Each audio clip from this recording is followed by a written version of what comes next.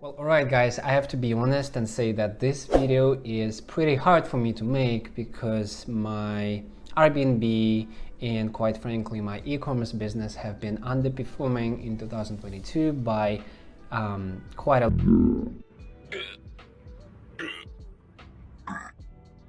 And as I mentioned in my update video number 1 that you can watch here, by the way, at the time of update video 1, it was July or August, I believe. And at that time I had 2 properties. I now have 1 property. And the reason why I no longer have my oceanside property is because I have been dealing with something that I did not expect I would be dealing. That is a cockroach infestation. This is my unit and I've been dealing with the cockroach infestation since May.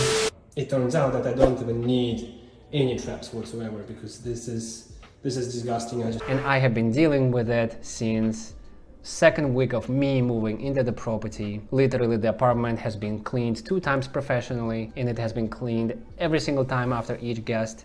And then my second or third guest tells me that, hey, we actually killed 2 cockroaches and we see more cockroaches in bathroom and kitchen areas. And I'm really embarrassed. Cockroaches would be the last thing that I expected to be dealing with 2 weeks after starting my lease, that I actually ended up overpaying way more than I should have been paying, because my original lease was supposed to be $2,500, but due to me being inexperienced, I decided to do a 6-month lease instead of 12-month lease, and landlord is like, hey, 6-month lease is going to be more expensive, you're going to be paying $2,900 instead of $2,500. So of course I was desperate and I said yes. Not only was I dealing with cockroaches for $2,900 per month for 1 bedroom, 1 bathroom unit, I also realized that this whole building is actually a Section 8 welfare building, meaning that all of my neighbors are pretty much on welfare, who are not taking care of their properties and who had been dealing with cockroaches, mice and other pests for a very, very long time. And of course landlords would not tell me that because they were really happy to take all of my money. But of course I should have known better. I should have talked to all those neighbors. I didn't do any of that. I just started. And the reason why I also didn't mention that in my update video number 1 is because I thought I could deal with cockroaches by myself. And I did have traps, I did have sprays, my cleaners did extra deep cleaning to make sure it's really clean. Even after we did deep cleanings, the cockroaches kept returning and guests continued to report them pretty much every single month.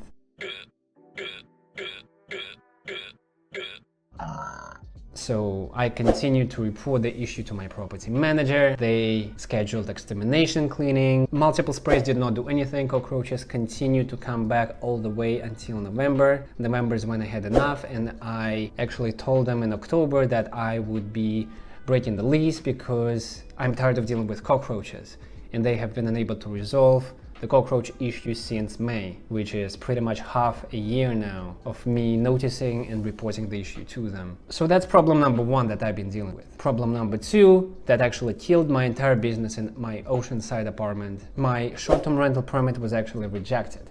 It was pending at first, so I was doing my business as I was because the permit was pending, everything was going well, inspections happened, and everything went fine except the bedroom window, which apparently was more than 44 inches from the floor, and the inspector said, hey, we cannot give you a permit, you will have to adjust the whole window. So that was a pretty big bummer.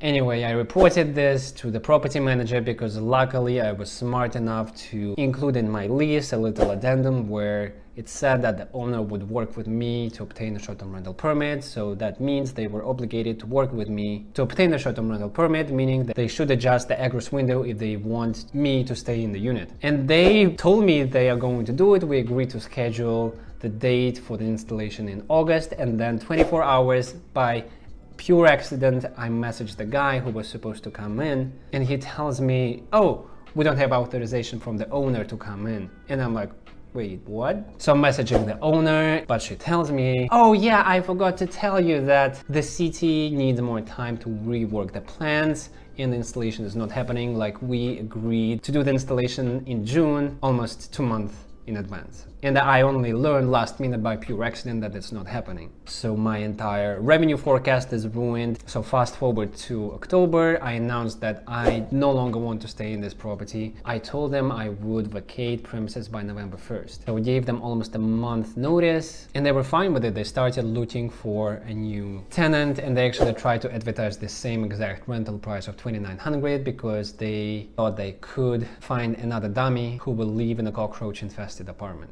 But they didn't. It's November. I told them, hey, the cockroaches are still here. I'm not going to pay you guys anymore. I'm done with this unit. You guys need to find someone else. And then the owner's assistant is getting really pissed off. We are going back and forth. So I had to hire a lawyer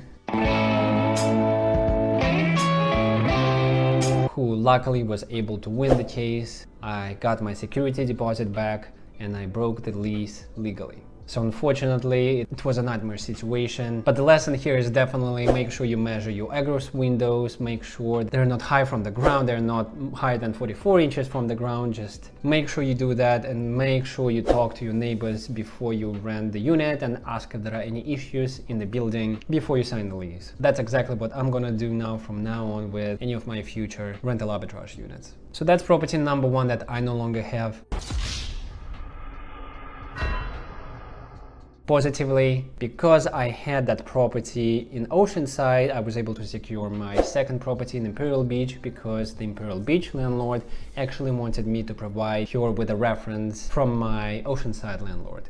At that time, we did not have any issues with the Oceanside landlord, so she gave me a good reference, luckily, and I was able to secure my currently profitable Imperial Beach property. So I guess that worked out. But I still had one mistake with my Imperial Beach property, is I made the wrong assumption that Airbnb and VRBO collected transient tax, TOT tax, and apparently they were not doing that. So I got an email from Imperial Beach City last week with a citation that is $1,300-ish and then another 100 for the citation violation notice. And the citation was for me not paying the transient tax each month like I was supposed to, and I didn't. So kudos for me assuming things and making that mistake. So lesson here, make sure you understand how you should pay your transient tax in your city. Luckily, I was able to resolve the issue. I actually spoke to the code enforcement person who gave me the citation. I went to the city hall, I talked to them, I really explained to them that it was my honest mistake.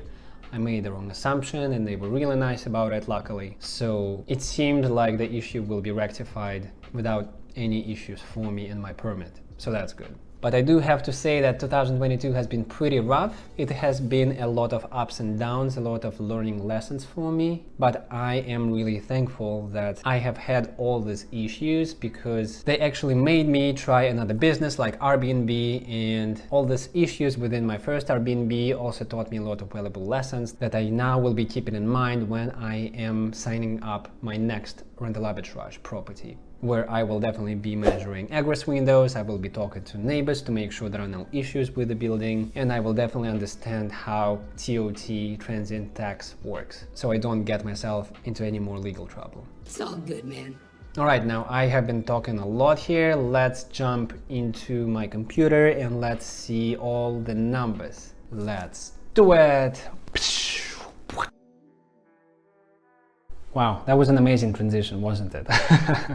Okay, well, anyway, guys, let's jump right into the spreadsheet. So right here, I have my Oceanside Google Sheet open that I did to keep track of performance, basically. So what you can see here, let's discuss the columns, you know, the reservation link. This is basically what I paste from Gmail that points me directly to the reservation. For example, I have this one, and I can just see all the information that I need, just in case something happens.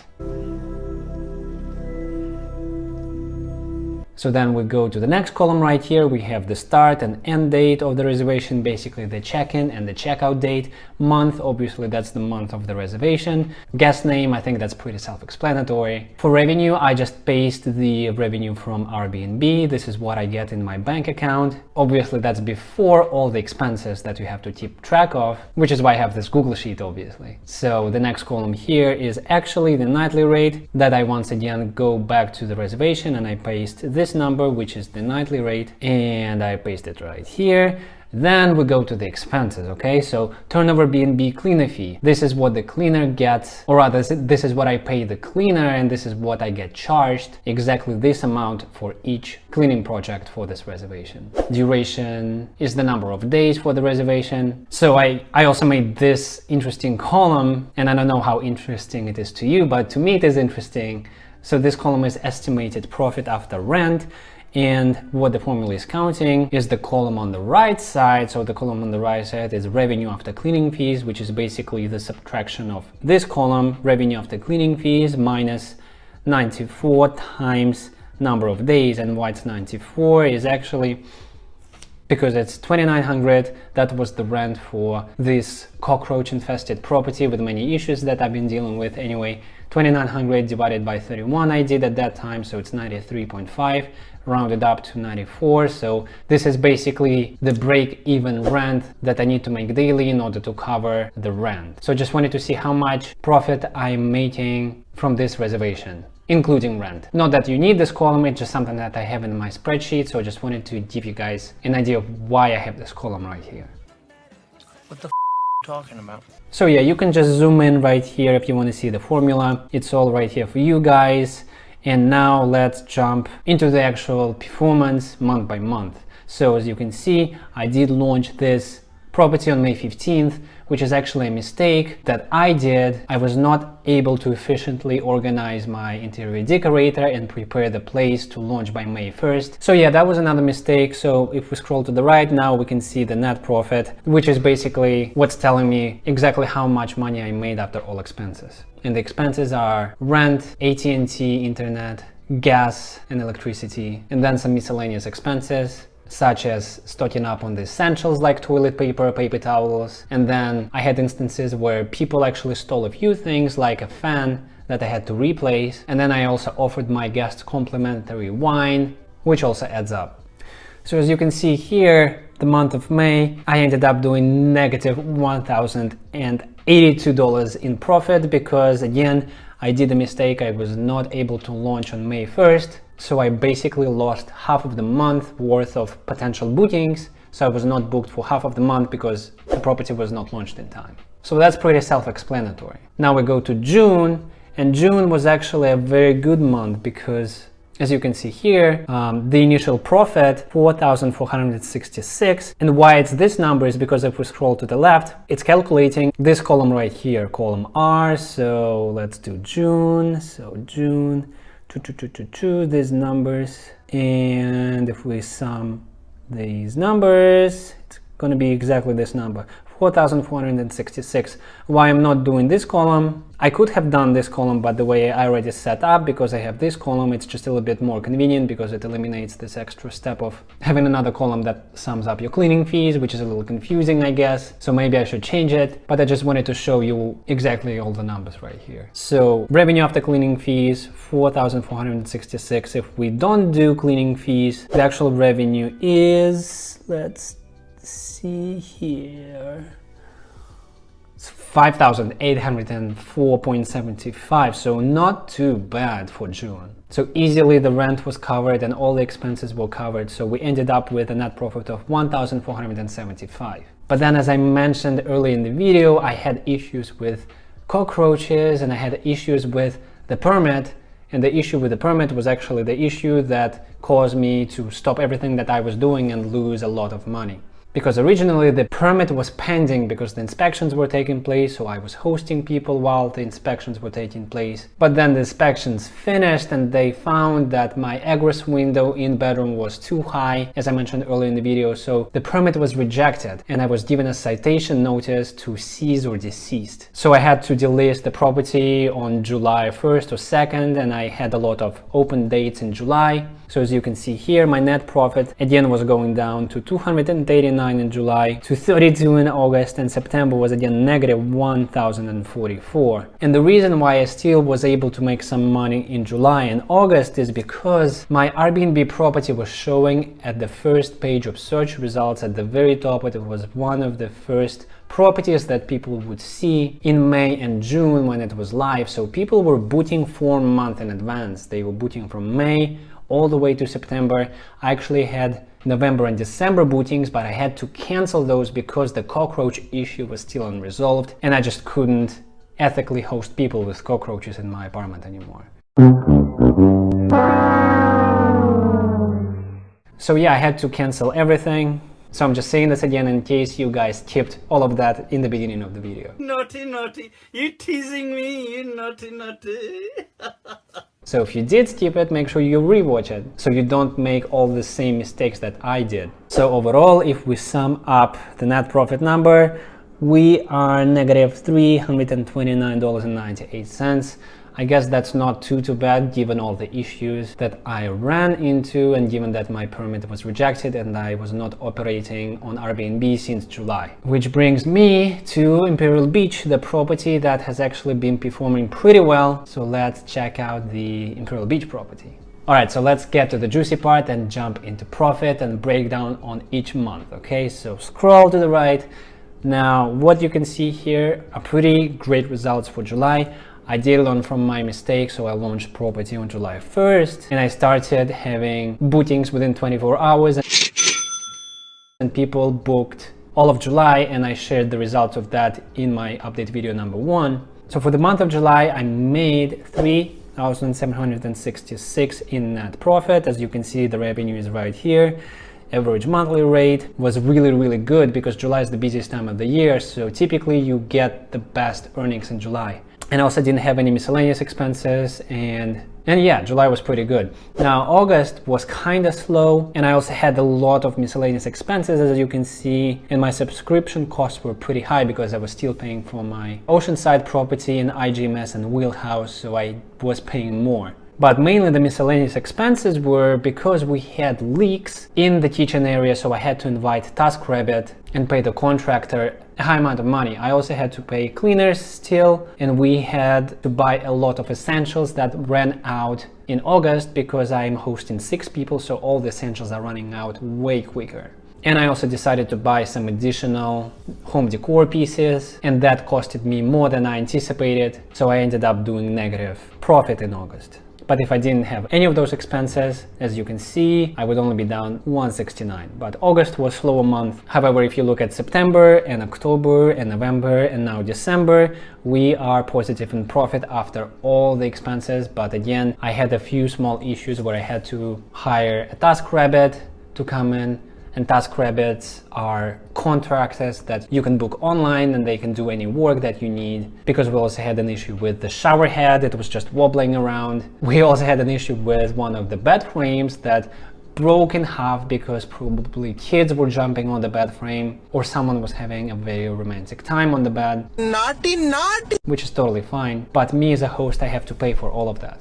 And it's really hard for me to identify who was responsible for breaking the bed. Il y avait une autre chose que je voulais vous demander.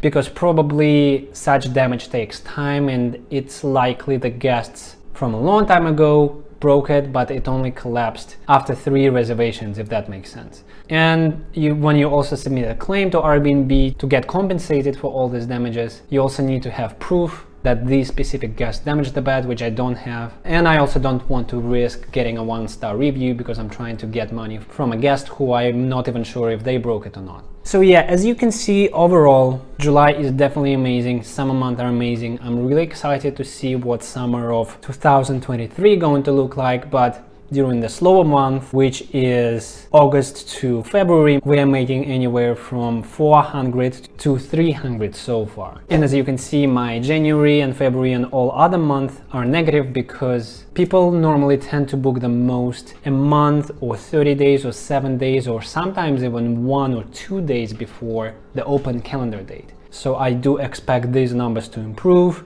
I do hope you have found this update video helpful. If you have any suggestions what you want me to include, make sure you write that in the comment section below. And overall, if you did find anything what I had to say valuable, make sure you like the video, subscribe to the channel, hit the notification bell, you guys know what to do. So thank you all so very much, and I will see you in the next video.